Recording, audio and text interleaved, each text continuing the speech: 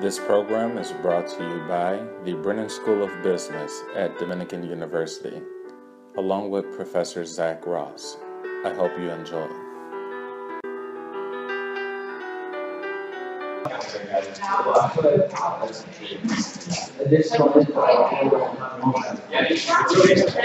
You guys done? Yeah. I'll hang with them.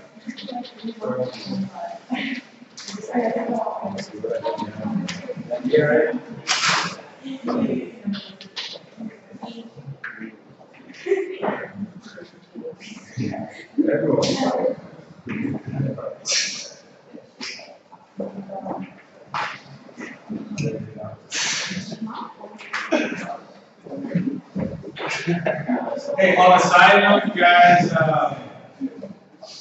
people like me have been around for a long time. But no, if you ever need any help, like, hey, what should I do about applying for a job? Or hey, you want to take a look at my resume? Or something like, strategizing in the direction you want to go or work. Always ask, email me, give me a call or something. I'll try to help you out as best as possible. That's my whole thing, is trying to develop strategy. But, all right, we will begin with group number 1. What did you come up with? But, first of all, one person read the first paragraph, and then one of you guys read the second paragraph, just so we can understand. You are the VP for global sales of a telecommunications equipment company. The account manager of your company recently brought to your attention an unusual charge of a 3% commission to a purchasing manager in Russia with whom your company had recently started doing business. One state-owned manufacturing company in Russia, for privacy sake, the Wakanda company R, submitted a bid for a large order of your equipment. You remember being surprised to get the contract with R because your company had never been able to do business with them since it started there many years ago. As it turns out, your new sales manager for the region had a relative in R who promised to supply him with all of your competitors' bids if he paid him a 3% commission on all the sales to his company. The area manager accepted this arrangement. He got the competing bids and secured the deal with your company. What would you do given the following? 1, if you refuse to accept the business without any legitimate reason. Presently, there are none. Your company will be blacklisted in that country, which amounts to about 20% of gross yearly profit. 2, if you accept that the business and do not pay a 3% commission, the purchasing manager will be in much trouble when you receive your shipment. No doubt he will not release a 5% pay guarantee letter unless the quality and quantity will be fair. 3, if you accept the business and pay the 3% commission, you feel that it would malign your company's reputation and your names. Alright, so what did you guys come up with? Okay. What did you guys Well, we kind of had some differences in opinions here. So 3 of us decided we wanted to accept the business, and the reason for that was because we thought it was a pretty big market, so maybe down the road there's like more opportunities to grow. And also because it would be a huge loss because it was like 20% of the yearly profit. So that would be something that we would be giving up. Also, it sounded there were no legitimate reasons to not go through with it, so I think that was one of the things that convinced us the most. And also because we don't want to be blacklisted. And then I think we brought up that maybe down the road there would be benefits to not just the company but the country's economy. Okay. So you guys differ. You're saying some, the economy get larger, more jobs, better opportunities. Some people are saying, no, don't do it. It's not going to be in the future. So we said we're just gonna go with corruption and just accept the transaction and just go with the flow. I mean, just considering the idea that being in Russia itself, like some type of transaction, some transaction will consider it as part of the business, not a bribe. So we thought, we will just the commission of 3% and just get as much profit as we can. And why, as I said, I mean, just it could be considered as part of the business. That's all. Is this a part of the business in Russia? So you're not necessarily doing anything wrong. Yeah, I mean, even if we get caught, we can just like, you know, pay out even more. It's okay. Did everybody agree with that?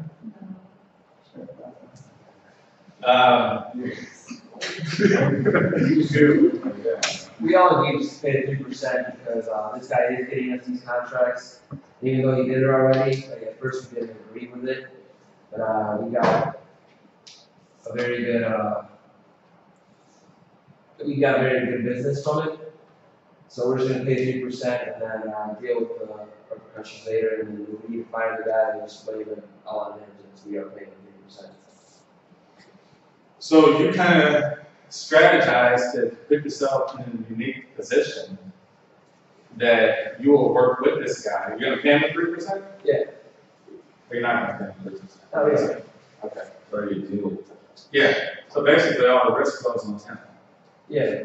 Okay. And even your manager, you probably fired him by saying you didn't really know, you didn't have information that you got it legally or however you got it. Okay. Last but not least. So, I mean, it's already happened, and since we noticed it, it's already on our books. And since we're doing this for the state-owned government, I feel like it's public information at this point, right? Because on our books, like, if someone comes in and audits us, like, they're gonna find it out too. So either we need to, So you can't hide it. yeah, you can't hide it, so we're kind of like saving face at this point. By going along with it, or Personally, I don't want to go along with it, but you also can't just, you can't destroy the reputation at the same time. So like personally, I'm gonna try and find a loophole to get around having to pay this guy his money. I don't want to work with him personally, that's how he's gonna do business, but you've already got your foot in the door with the company. So who says you really need him down the road anyway? Like if you build a good reputation with them, maybe they'll be more friendly and stuff. I don't know.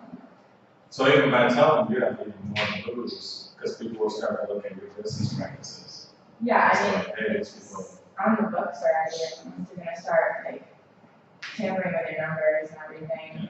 And pretending like you don't know about it, I don't really know. Personally, I don't agree with it, but you also have to be smart about how you do it. And since it's already happened once, I feel like you have a little bit of time for the next order comes in to kind of figure this out, deal with it, and there's gotta be repercussions. Probably gonna have to let them go at some point, but Maybe you can renegotiate. yeah. All right, interesting to see. There's no real answer to the question on what to do. It really just depends on who you are as a person and as a manager. And that's kind of what we're going to talk about today. We're going to talk on a bigger scale of corporate social responsibility, the ethics of a company, ethics of a manager, why it's important, and also how it relates to value. How it can actually help the company to be very ethical, as opposed to thinking that it was only hurt the company by taking it away. So one of the things I thought about was, well, here's a company. Here's yourself.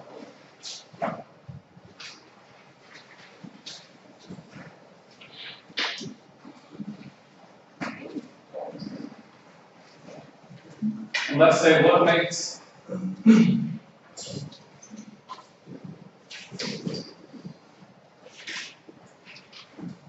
the company great?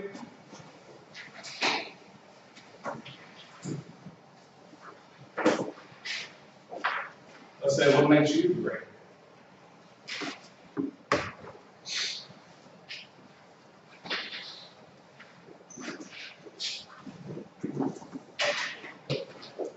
This is explaining right here would be you as a manager. Optimally, you will transfer it to the company and you make them great or make them good. Not necessarily good, it's not great.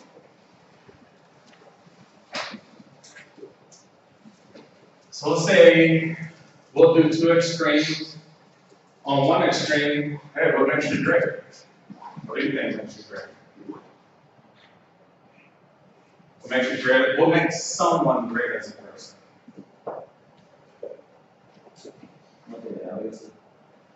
Their values.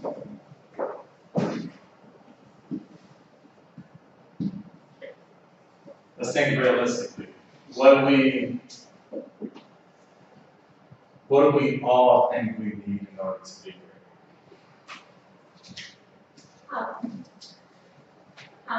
Power? I'm pretty sure everybody wants some sort of power, I suppose. How about money? How about material things?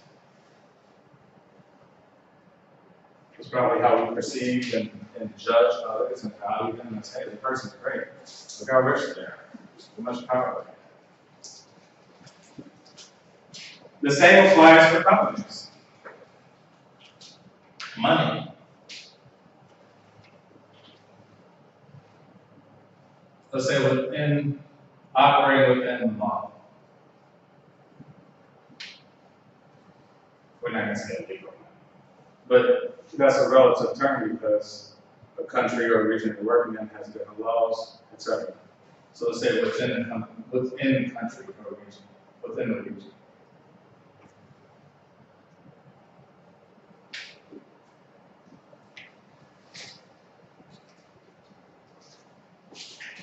Now the opposite end, well, let's say, how do we get here?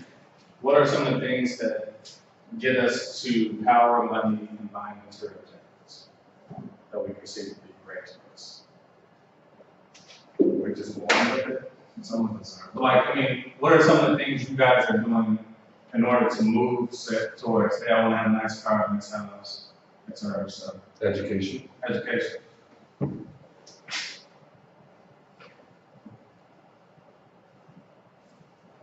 For a company, it's the same thing.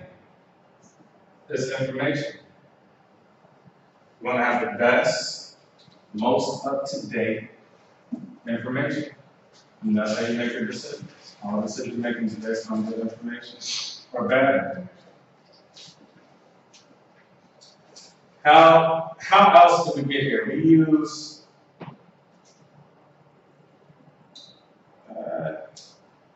all right, let's say outside of this, what is the opposite of these components? What are some things we can actually utilize? Let's say usage, right? So let's say how we can use information in education.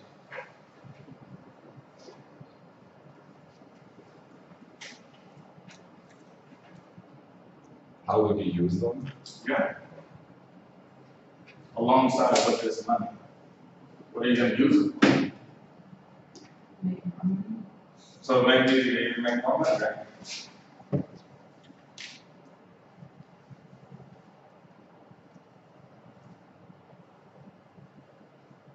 But that's one perspective. Let's think of a broader term. Maybe we use it for good things. Maybe we use it to help others. And that's the opposite side. The side we don't really consider that much. Helping others or service.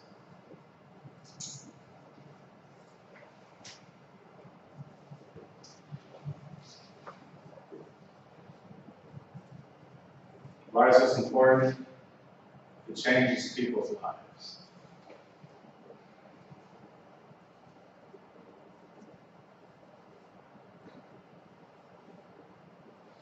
So think relatively, if there's an entertainer, athlete, musician, political figure, how do you perceive them to be great people? You say one person's great because they have money and power and influence.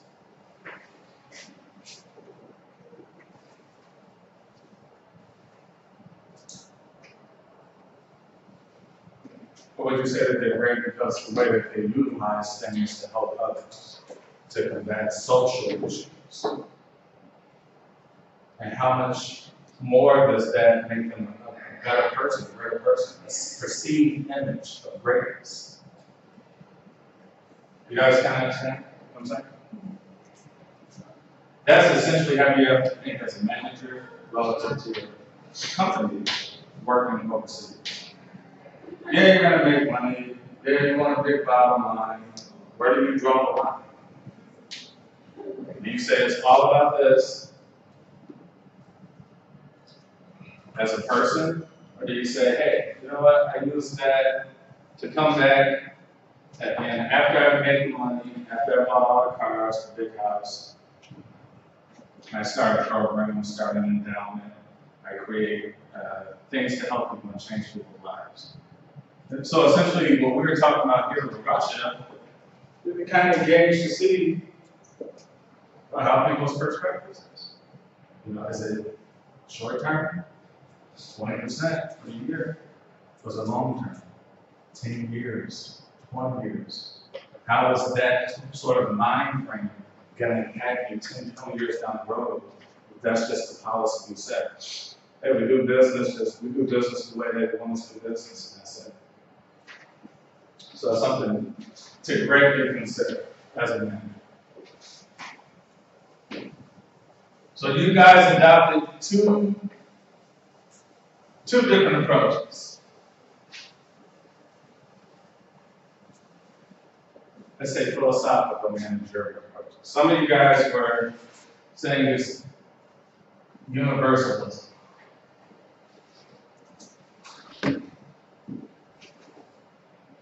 Where you set a standard.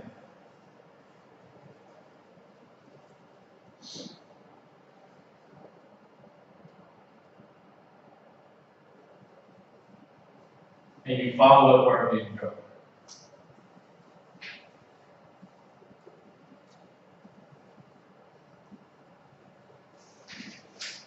You say, hey, this is how my company operates. We don't go beyond these boundaries. If we find anything that goes against company policy, we nip it in the bud. We don't allow for these things to happen because we know down the line that's not who we are or who we want to be or where we're going. Or you adopt a regional approach.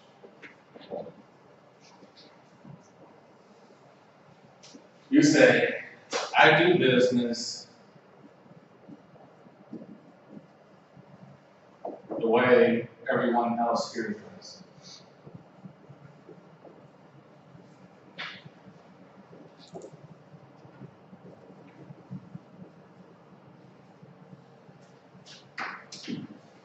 And so going back to Russia, you say, hey, this is Russia. Play ball. And it's not illegal here. Maybe our headquarters are in the United States, but this particular business operates here. We're working within their laws, we're not breaking any laws. This is just a method, this is the culture here. Will you face backlash in the United States? Back at the headquarters for that? Did you ever get found out? You can apply for child labor laws. Say, hey, well, we got a small manufacturing facility here outside of Chicago. We pay them $20 an hour to create clothes. Then we got another subsidiary in Bangladesh that makes clothes. They made 65 cents an hour. So these are a lot of things to consider when making these types of decisions. And once again, it's all relative to your style. What is your managerial style? Are you a bottom line person? Are you a middle person? Where you do a little bit of both? You provide a little bit of leeway, wiggle room to kind of, we're not going to be completely illegal. Maybe just a little bit. Or we'll play ball, but we'll tweak the numbers a little bit. How far we're going to play ball.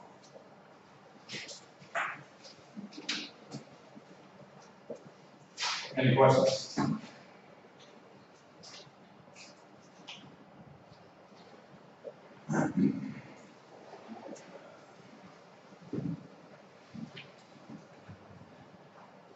So CSR, corporate social responsibility. Does everyone have a good idea what that means?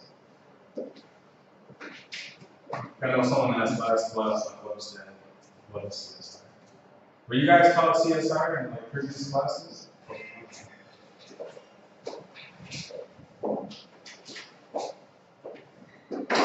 So corporate social responsibility.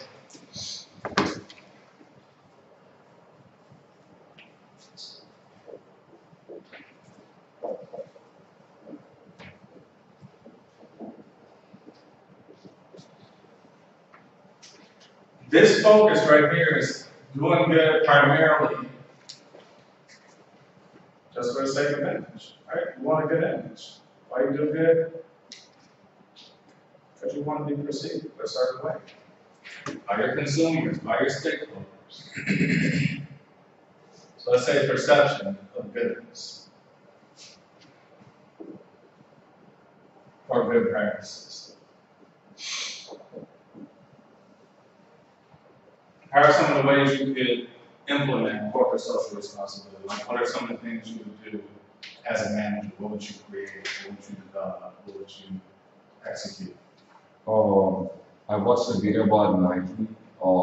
They actually created basketball courts for neighborhoods, like in the world. So that would be the service. So Nike created basketball courts, right?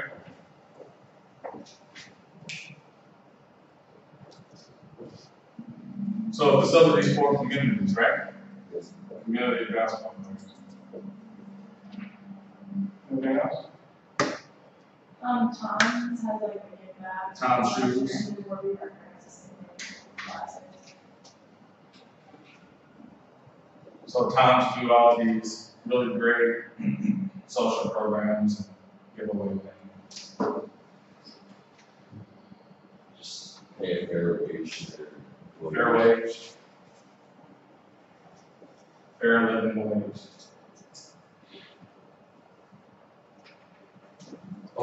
BP company, British Petroleum, they actually provided like facilities to purify water in Algeria. Okay. So water purification programs.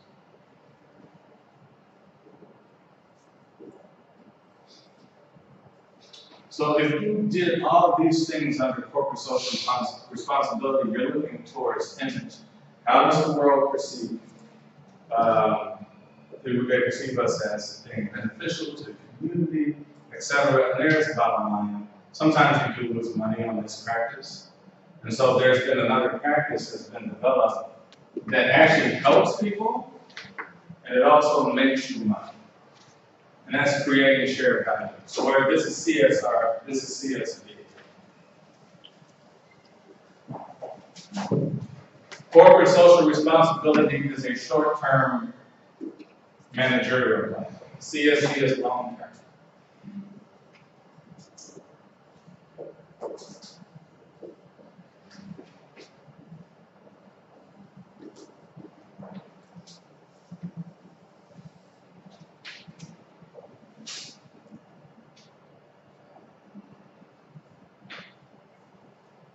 What you do under CSV as opposed to what you do to CSR is, like I say, CSR is given away money, sort of charitable donations. A lot of times it's written off on taxes, but you gotta lose money. A lot of companies don't. But it's really just a market. It's a tool of marketing. How do you market to say you're doing this and that, so that you keep a good image and good perception of your company, your brand, etc.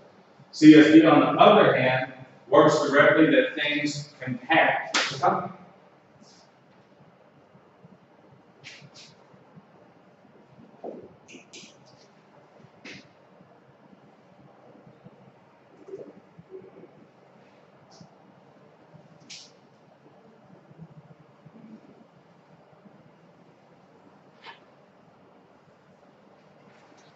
So this is just your immediate environment. You're doing things that will come back to you. So for example, we talked about water purification. BP to implement something that would allow people to drive more. So you create a shared power. You create a program where people drive more, therefore they get more oil or gas. So you create programs to help people gain an economic footing.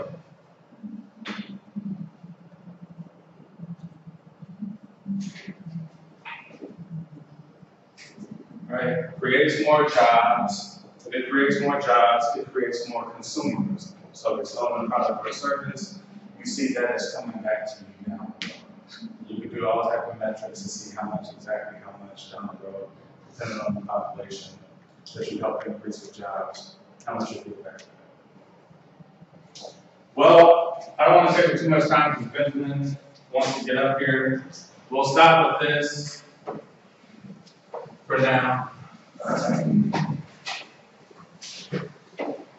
And I'd like to introduce Benjamin Wolf.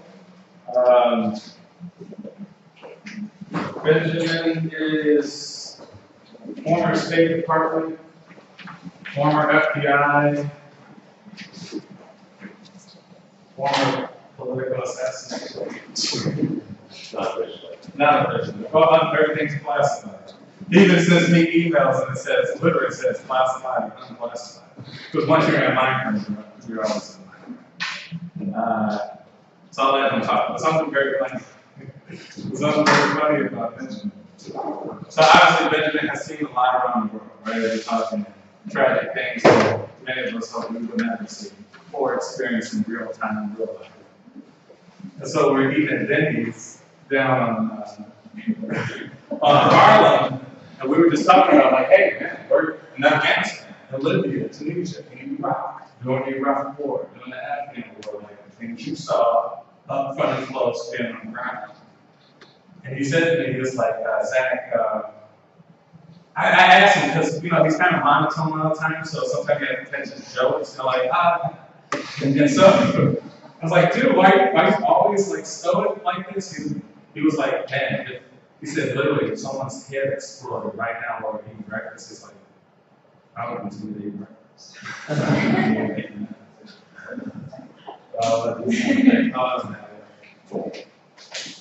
Hi. Again, as Zack mentioned, we know we go through school both finishing our doctorate degrees downtown, and we met during residency. And I'm always looking for classmates at the PhD level. They call them cohorts. I'm always looking for fellow cohorts that are involved, that are actually practitioners of the things they're teaching. And I hope you're appreciative of Zack as a professor. He's a true practitioner. He has a few businesses, owns a few buildings. He's actually doing the things that he's teaching you here. It's wonderful to have professors like that. Many of your professors have never practiced in their fields. Many of them don't have the great experience that he has. So be appreciative of solid professors like that. And with regard to this exercise we just did, this is very real. I never took business classes. I'm not a business person. But working and living overseas, you will find that these ethical dilemmas come up every day. I talked to my group for a little bit about working at different American embassies. I'll go through my bio with you in a minute, but it's very normal to have someone in a foreign country who's kind of a fixer or a local liaison that helps you get business and helps you accomplish the goals that you're trying to accomplish. And it's really easy to get pulled into this, oh yeah, I'm paying 3%. Don't give in to that. Don't give in to corruption. Don't give in to influence or extortion. You're here to learn business and also ethics. If you're already giving in to corruption at 20-something years old, just imagine what happens when you have a big business and there are millions of dollars on the line. We had a mock board meeting, and I was the only one to say no. In the absence of proper leadership, do the right thing. A side note, you guys, too. Also, me and Benjamin both have psychology as our doctorate background. So everything we talk about is behavior, observing people's behavior, but we do it on a global scale. How do you observe and see the little nuances in how people do things around the world? How do you perceive their religious beliefs and to work around things like that? Their ethics, their morals, their behavior, their system, their history, their anthropology. So a lot of stuff we think about is perspective and perception. We essentially try to see how people think. Even I observe all of you to get a psychological profile to see who you are as a person, how you think, what you're going to say, and how you're going to behave. But no, continue. Sure. I grew up in a small town in Ohio, and I went to a state university. And during my university time, I did an internship in DC, and I was recruited by the FBI right out of college. I met a woman who seemed very mysterious at the time, and she said, "Hey, what do you want to do after college?" I said, "I'd love to work for the federal government. It seems like a great place to work. I can travel." And she said, "Hey, you should fill out this application." I said, "What is it?" She said, "I actually can't tell you what it's for." So of course I filled it out. And a few months later, you find out what it is, they call you and they start doing a background check. So after graduation, a few months later, I checked into the FBI Academy in Washington, Virginia, and was immediately assigned to my graduation. This is one of the assistant directors of counterespionage, counterintelligence. That's at the Academy. That's our graduation. I was immediately put into a counterintelligence, counterespionage, counterterrorism group. Our money came from the United States Congress strictly for those three things. So we basically chased around, chased spies around the country and then overseas from time to time. During my time at the FBI, I was there first. On the 11th, I was the first FBI responder to the Pentagon. I was part of the emergency response team, the chemical weapons hazmat team, and that gets into some pretty interesting cases. And if somebody has interest in the FBI, we can talk about that offline after class. After being with the FBI for 5 or 6 years, I said, I really like to get overseas. I think it'd be interesting to work and live overseas. So I joined the State Department. They were taking foreign service officers. They were looking for diplomats at that time. The war on terrorism had started. Globalization was really taking its hold on the world, and they were looking for people to go spend time in embassies. Foreign service officers or diplomats do is we go and live overseas. We are the local liaison to the American government. So I lived in places like Algeria. I heard Algeria. Are you Algerian? No. Okay. Lived in Algeria, Iraq, Saudi Arabia, Israel, Pakistan. I was mostly in Africa and the Middle East. Lived in Senegal, Morocco, Mali, Mauritania. I spent 15 years almost essentially overseas. It's China. I was selected to travel with the Secretary of State and the President for 2 years. I was at the United Nations for a year. That's Air Force One. It's the best way to work in the world. And then, after 15 years of being overseas, away from friends and family, and being in this very strange world, I said, I think I want to go back to America and finish my school. And the State Department said, great, go finish your PhD. And 3 years later, here I am. And that's when I met Zack. Me and Zack have known each other for a short while, but like I said, when you find people like Zack that are practitioners and good speakers, migrate towards people like that. Find people that are active and always trying to further themselves and evolve as people. Very important. And so when Zack asked me to come talk to you, he said, I asked him, what do you want to talk about? He said, talk about culture and leadership. So I was up all night trying to figure out how do you merge culture and leadership. And I think I figured it out. 6 years ago, in the New York Times, August 1st, 2010, there was an article in the business section.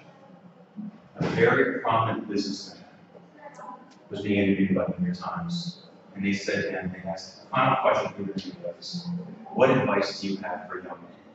What is the one piece of advice you can give all young people that are graduating from college? He said, that's easy. 3 words. What do you think they were? Be super patient. What's that? Be super patient. Be patient, not bad. What else? What are the possibilities? What are the 3 words that can change your life? Money, money, money. Well, leave the country. Get a passport, leave the country. Why would a prominent business leader tell young people to leave the country? What's that? Okay. That's the big picture of But let's think about it, let's chop it up into smaller pieces. When you're planning a trip overseas, how many of you have traveled overseas? Excellent, excellent. How many of you are born overseas? Maybe. So let's think about something. If you're a business executive and you're trying to find the best possible talent, what are the characteristics you're looking for? Let's frame it very simple. You are going to take an international trip. You're going to go overseas. What is the first thing you have to have? Open mind. Excellent. Adaptability. Brilliant. But the first thing is what? Initiative. I want to go somewhere. I'm going to do something. So you're showing initiative. Then, what's the second thing you do when you're planning a trip? Where am I going? How am I getting there? Logistics. How am I paying for it? Financial management. Who am I going with? I'm going to travel alone. Self-reliance. I'm going to go with a group. Group dynamics. The ability to communicate well overseas. Foreign languages. The ability to communicate at all. Communication skills. Somewhere along your trip, you're going to encounter some problems. Problem-solving skills. These are all the qualities that you're looking for in a manager. Traveling overseas, you're learning new cultures, new things. You're enriching your life. You're getting your passport. You're learning about currency. These are all things you as business people should be doing as often as possible. So I've lived in Africa, lived in the Middle East. I've traveled around the world dozens of times. What does that do for me?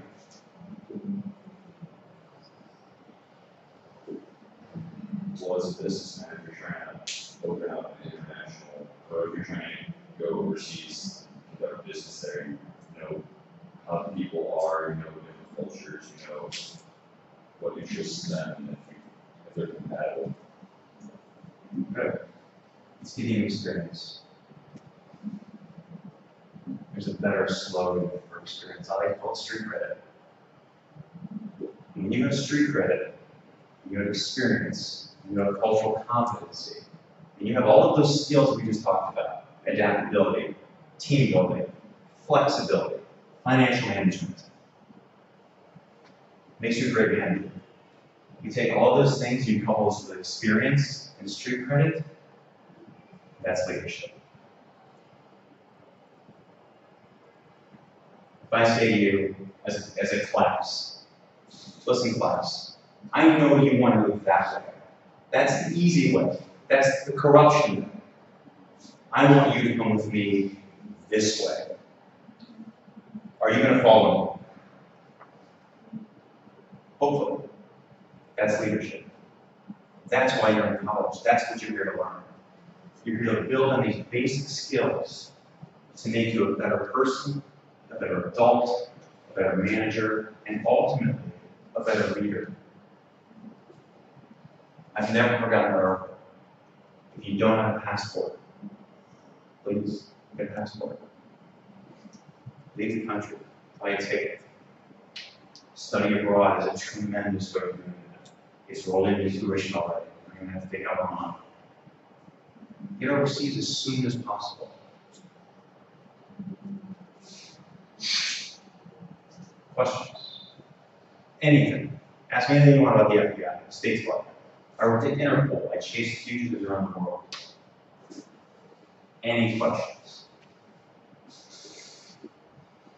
Yes. What are the difficulties you faced, you know, going around the world? Like, you know, you went to really like what, more than 20 countries, and like, you know, what was the hardest thing that you faced in, you know, every time you go to another country? Perfect question. The most difficult thing for me was cultural competency. And I know that sounds strange. After you travel abroad, you think you would just get that. Every country, and this is perfect question for this class. Every country you go to, every city you go to, every culture you meet is going to be completely different than the next. You may think that they're not. Believe me, they're all completely different. From the villages, to the towns, to the cities, to the regions. I was the worst offender. I was born in a very small town. I took my ideology, the way I was raised, the way I thought things should be, and I forced that a lot of times overseas. It doesn't work. I found that out the hard way many times. It's incredibly humbling. That's what the travel does for you. It teaches you, oh, you know, this part of Brazil is completely different from this part of Brazil. Understanding culture, understanding people, understanding languages, truly the most challenging aspect of our jobs as diplomats, as government employees, and kind of as humans. I mean, anytime you travel, you are a diplomat for this country or for your home country. And it's incredibly difficult to put your prejudices, your ideas, the way you're raised, all that aside, and try to be part of the community you're actually in, and to learn from them. Incredibly humbling, but the most wonderful thing you can do. Did you ever compromise your personal ideologies? Not yet. Not yet. I live a very strict lifestyle. Always have. And maybe that's bad. I'll be the first to admit that. I'm not as flexible as I should be sometimes. And that goes with cultural competence. You're going to learn when you're in Algeria. Listen, you're going to sit, you're going to have tea 4 hours before you can even think about talking about business. 4 long hours of very strong tea. And you're going to meet their family. And then you're going to meet their extended family. And then you're going to go to the village. And you're going to do crazy things and have great experiences. And that's part of learning new culture. And that's how you start getting business relationships, personal relationships, government relationships. In America, as many of you know, if you weren't born and raised here, we're very business oriented. We shake hands, we stand far away from people, and we talk about business immediately.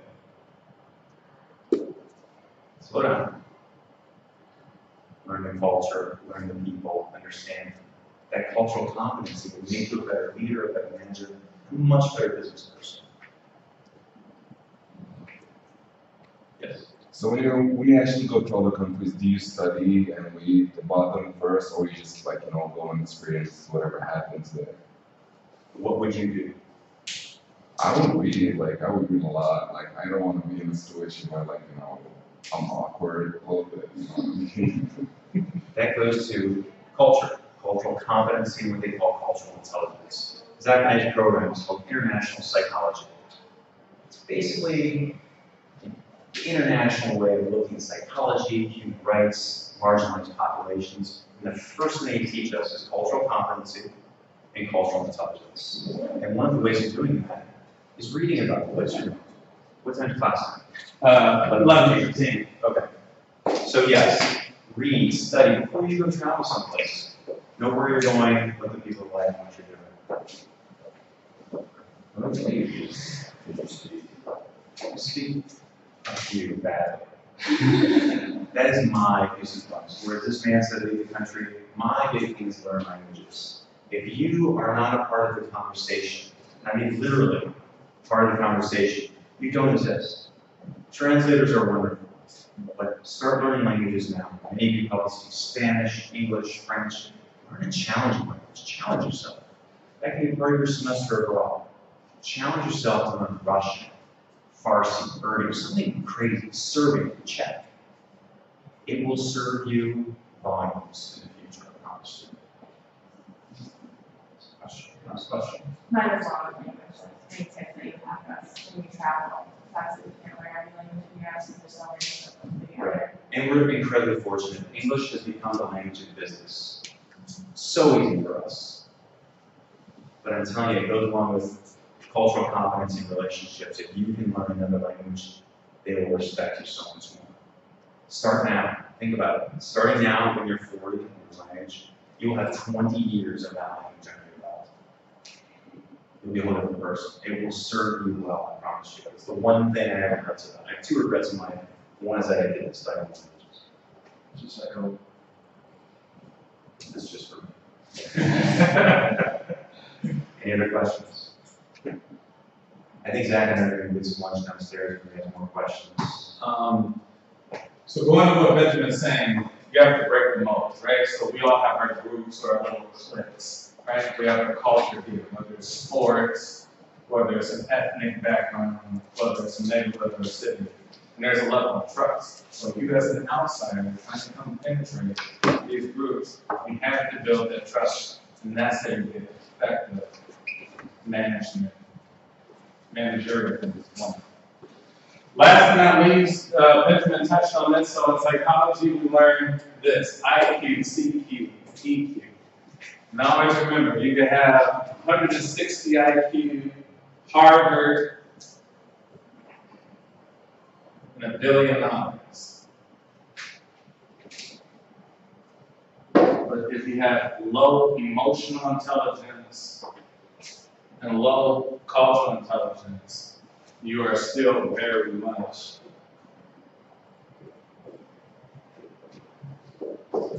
there. I have low emotional intelligence. Yeah. I'll admit that. So emotional intelligence is people who can't control their emotions. You talk to them, they get excited, they get frustrated over your words, your gestures. Can you perceive other people's body language? Do you talk from the side? Do you talk from straightforward? This is very important in communication with other people from other walks of life. And cultural intelligence. You're closed-minded, you're not willing, and what you say is universal and right, then you know what? You're not going to get from it. And that's just really what it is. So try to always increase cultural intelligence and try to work on your emotional intelligence. And as you're in school, you're increasing your intellectual intelligence. All right, that's it, class. See you next time. Have a good weekend.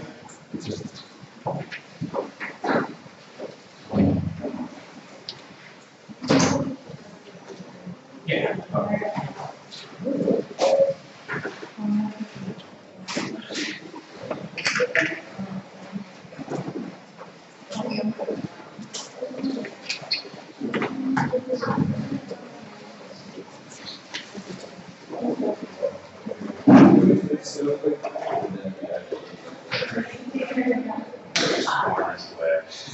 And then what do they train you? It works for them, Yeah, they train you to race that. And take care of it. You know, I worked in that. My big thing is in Washington. I did 8th grade. I was getting free for the DCI. So this is where I'm going to be. Yes. So, you know, get to DC and go just get things will happen. Yeah, do as many internships as you can. It's very I did want to ask, some insurance basically what it was, and then I didn't like that, but I think we do have a DC one here. That's what's great about internships. You don't have to want to do It's like having much of that. You know what you're welcome. You're welcome.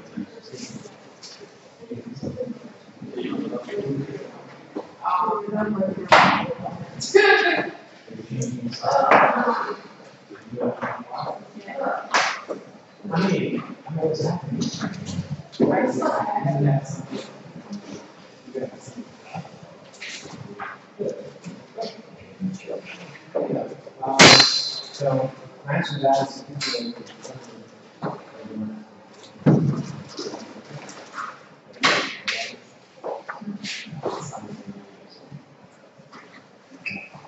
I don't know how to take that. Like I say,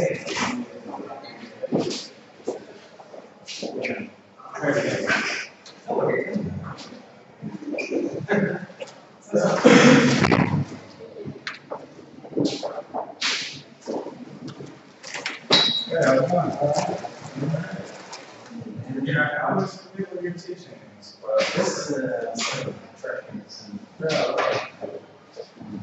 other than one semester. What do you say? I mean, it's going. It's going, it's going.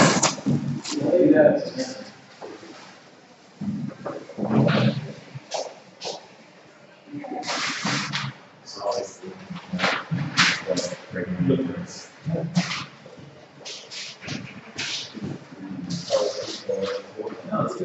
What?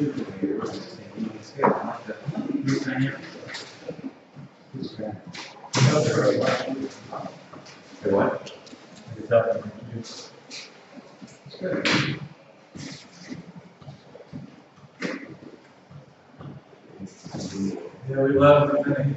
I'd rather move here than go to America. What do you guys say? This is what they're.